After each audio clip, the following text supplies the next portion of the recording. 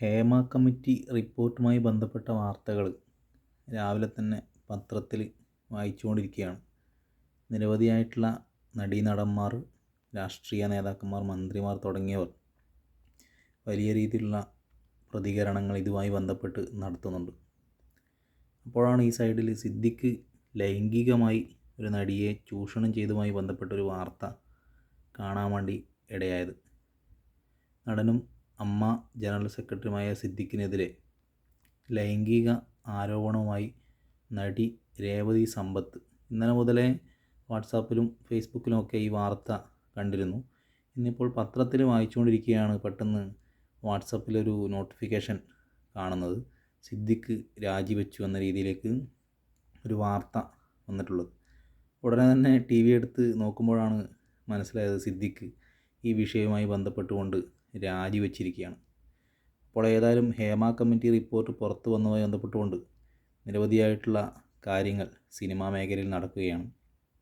ഇന്നലെ രഞ്ജിത്തിനെതിരെയുള്ള പ്രതിഷേധവും മറ്റു കാര്യങ്ങളൊക്കെ കണ്ടതാണ്. അതിനുശേഷം ഇന്നിപ്പോൾ അമ്മയുടെ ജനറൽ സെക്രട്ടറി തന്നെ രാജിവെക്കുന്ന രീതിയിലേക്കുള്ള സംഭവങ്ങൾ ഈ വിഷയവുമായി ബന്ധപ്പെട്ട് കേരളത്തിൽ നടക്കുകയാണ്. ഇനിയും സ്ത്രീകൾ ധൈര്യപൂർവ്വം ഇത്തരത്തിലുള്ള കാര്യങ്ങൾ പറയുവാൻ മുന്നോട്ട് വരണമെന്നാണ് നടികളൊക്കെ പറയുന്നത്.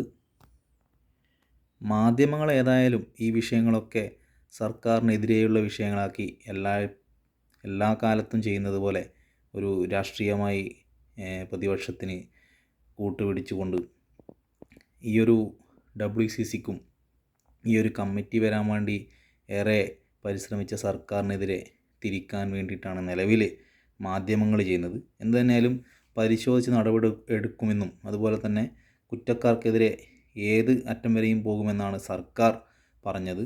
മാധ്യമങ്ങളുടെ അല്ലെങ്കിൽ ഇടതുപക്ഷ വിരോധവുമായി ബന്ധപ്പെട്ടുകൊണ്ട് വാർത്തകൾ ചമക്കുന്ന മാധ്യമങ്ങൾക്കെതിരെ നമ്മൾക്ക് ശക്തമായി പ്രതിഷേധിക്കേണ്ടതുണ്ട്.